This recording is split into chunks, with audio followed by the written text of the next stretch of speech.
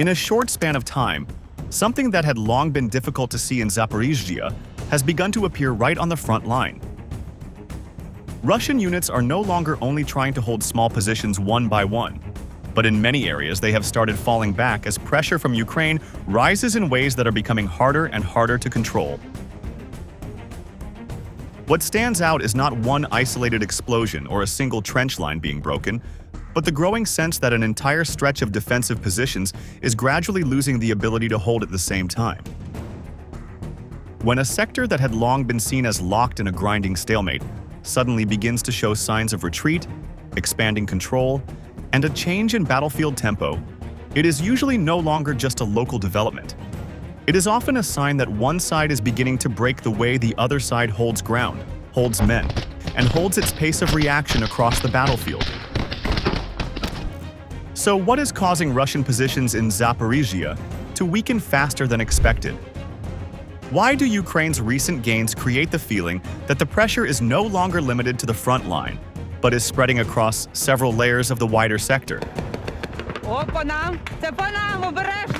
And when a front that seemed stuck for so long begins to shift, what does that suggest about the next phase of the war?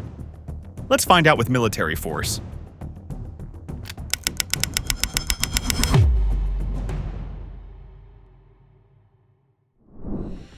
The front in Zaporizhzhia is no longer following the static pattern that defined this sector for so long.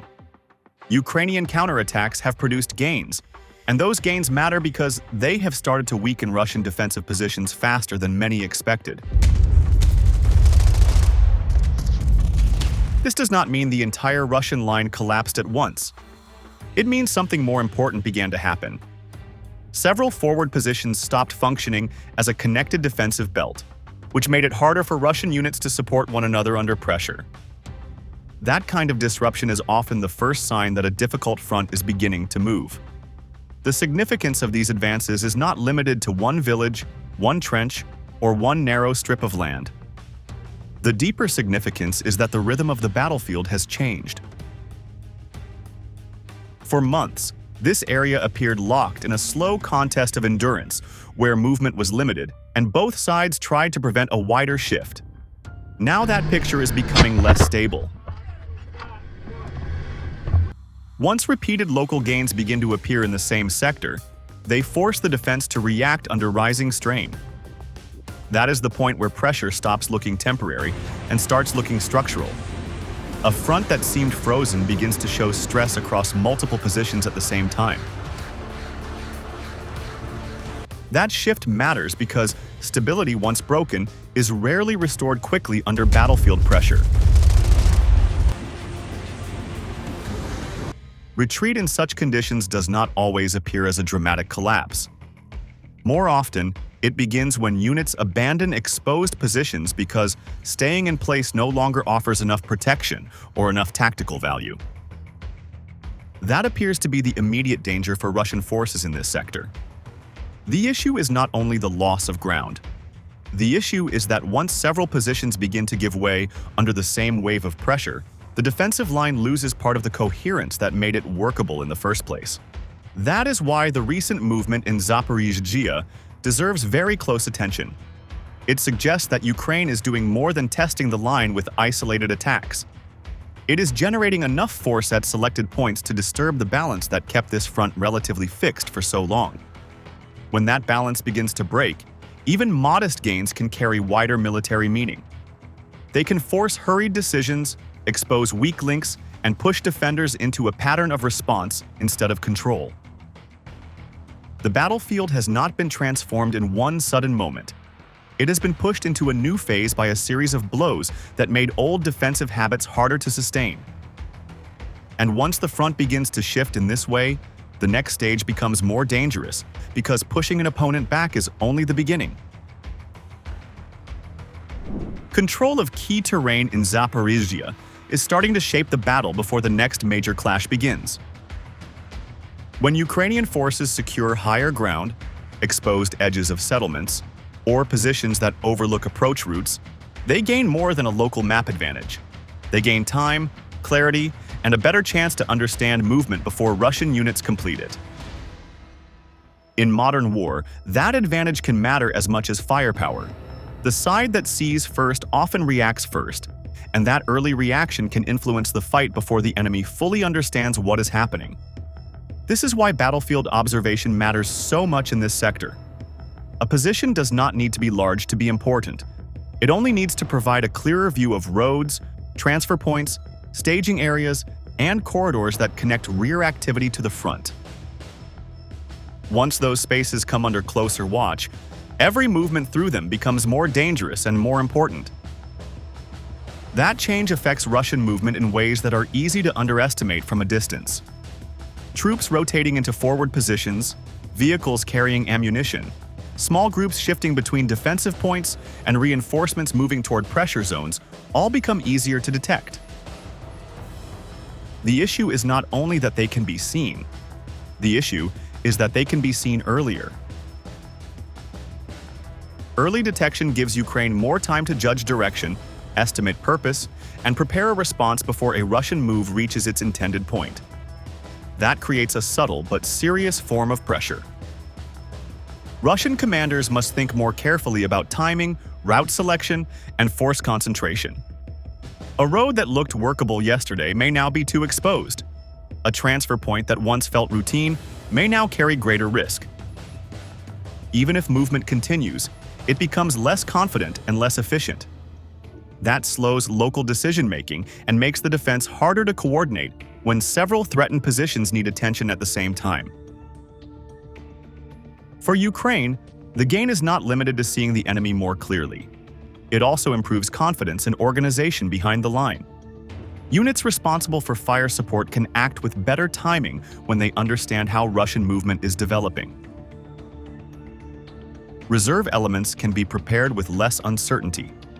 Local commanders can react with a firmer picture of what lies ahead instead of relying on guesswork.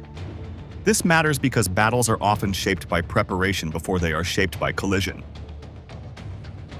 A force that reads the field well can reduce confusion inside its own system while increasing confusion inside the opponent's. That creates an important shift in battlefield control. Russia is not only facing the danger of exposure, it is facing the danger of becoming predictable. Once movement begins to follow visible patterns, the side with better observation can start influencing tempo without launching constant major assaults. It can narrow choices and force the other side into slower, more cautious actions.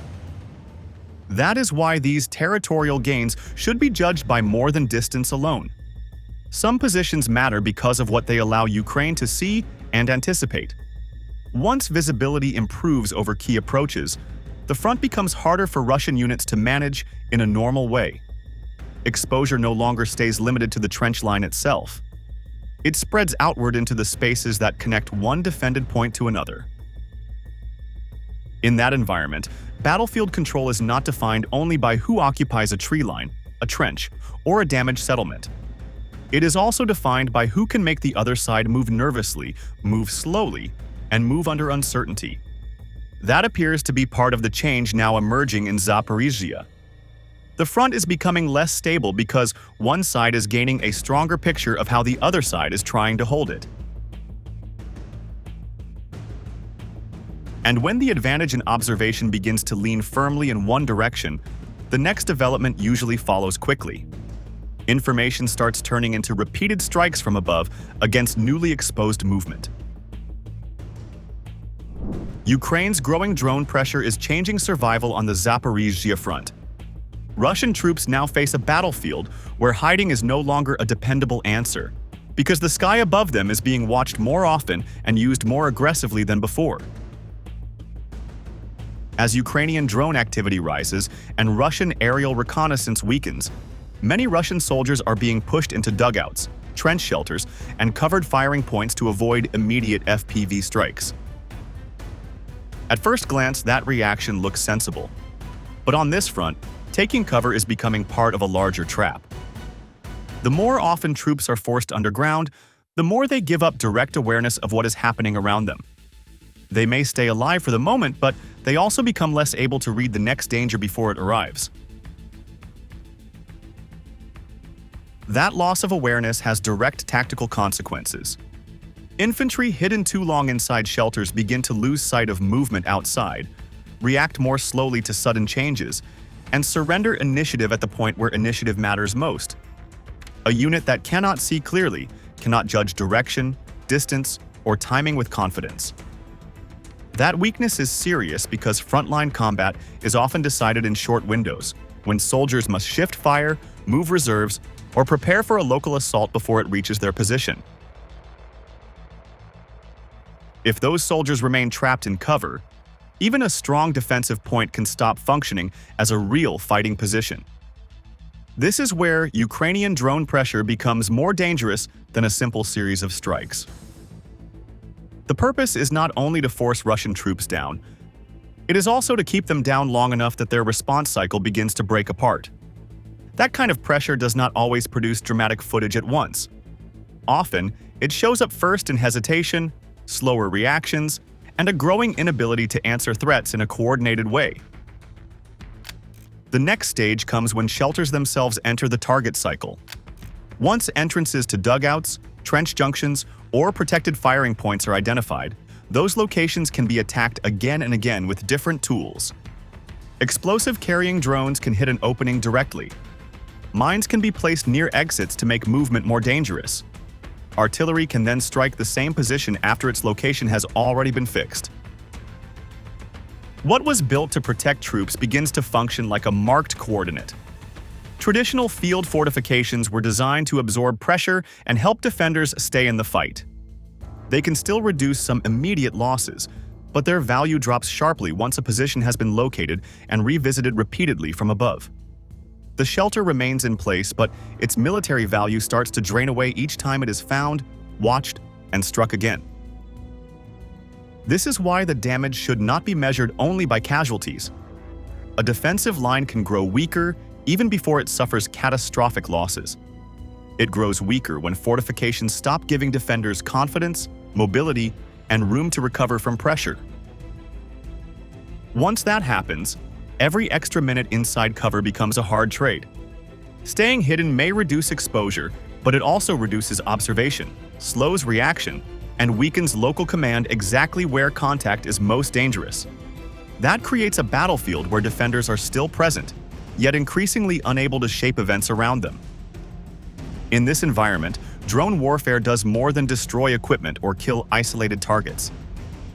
It controls rhythm. It also forces defenders into a pattern where survival in the moment can lead to deeper weakness a little later. And that makes the situation more dangerous because a front line does not fail only when shelters are damaged. It fails faster when the troops still inside them can no longer be supported, reinforced, and directed in time from the rear. Ukraine is widening its pressure beyond the trenches and gun positions at the front and moving against the support system that keeps Russian units alive in combat. That change matters because a defensive line is sustained not only by the soldiers holding it, but by the flow of ammunition, reserve troops, orders, fuel, medical evacuation, and repair support arriving from the rear. When those links begin to come under regular pressure, the front may still look intact for a time, but its real condition starts to change. A line that appears stable on the map can already be weakening inside. This is why rear routes matter so much in a battle like Zaporizhzhia. Supply roads, access tracks, transfer points, and reinforcement corridors are the channels through which a defense remains coordinated and functional. Once those channels are watched more closely and hit more often, the burden shifts forward onto the units already under strain. The danger is not limited to a single convoy being damaged or one transport failing to arrive. The larger problem is repeated disruption. If supplies are delayed again and again, then the consequences spread through the whole defensive system. A unit waiting for ammunition may be forced to reduce its rate of fire. A position expecting replacement troops may have to hold with fewer men than planned. A wounded group that needs evacuation may remain exposed longer than commanders can accept. Even engineering work can suffer if materials and specialist teams do not arrive on time. These are not dramatic setbacks in isolation. Taken together, they begin to strip endurance from the line. That is why logistics cannot be treated as a secondary issue. In many campaigns, a front does not fail because every bunker is destroyed. It fails because what keeps that bunker useful no longer arrives in the right quantity, at the right time, and with enough regularity. This appears to be part of the danger now facing Russian forces in this sector. Once that rhythm is broken, coordination becomes harder across the whole sector. Orders take longer to act on when movement is constrained. Reinforcement becomes less dependable when roads are exposed. Separate positions begin trying to solve shortages at the same time, and that weakens the overall line, even if no single point has fully collapsed. This is how isolation begins. A unit may still be physically present at the front, yet operationally it starts to stand alone. It has fewer supplies, less confidence that help is coming, and less ability to recover from sudden pressure. That is what makes the tightening of rear support routes so serious. Ukraine is not only challenging Russian units from the front, it is narrowing the space in which those units can still be sustained. And when a defensive line is cut away from the rear that keeps it alive, the settlements and tactical footholds further ahead stop being simple places of contact. They become the positions that decide which side keeps momentum and which side is forced into further retreat. The recapture of settlements and tactical positions in Zaporizhzhia matters not only because the map changes, but because the military meaning of those places changes with it. Once Ukraine regains control of a village, a road junction, or a forward strong point, that location can begin serving a new purpose inside the battle. It becomes a platform from which pressure can be pushed farther south. That is what gives these gains value beyond their size. A settlement in a frontline war is never just a cluster of damaged buildings. It can serve as shelter for infantry, a point of observation over nearby ground, a location for drone teams, a staging area for movement, and a position from which nearby roads can be monitored. When such places change hands, the effect spreads into the surrounding area and changes what can happen next. For Ukraine, that means fire support and reconnaissance can be brought closer to the next layer of Russian defenses. It also means local units can operate from positions that are more useful and more supportive of continued forward pressure. That change increases the difficulty for Russian forces trying to reorganize farther south. The problem for Russia is not only that territory is being lost. The greater problem is that positions once useful for regrouping, screening movement, and managing local defense are no longer available in the same way. That makes it harder to rebuild order after a setback. A defending force can often survive the loss of ground if it still holds the points that help it restore structure. But if those points are gone, the line behind them starts to feel pressure sooner. This is why tactical footholds deserve close attention. A small settlement may open a wider corridor for observation. A position near connecting roads may create a constant threat against movement between neighboring defensive areas.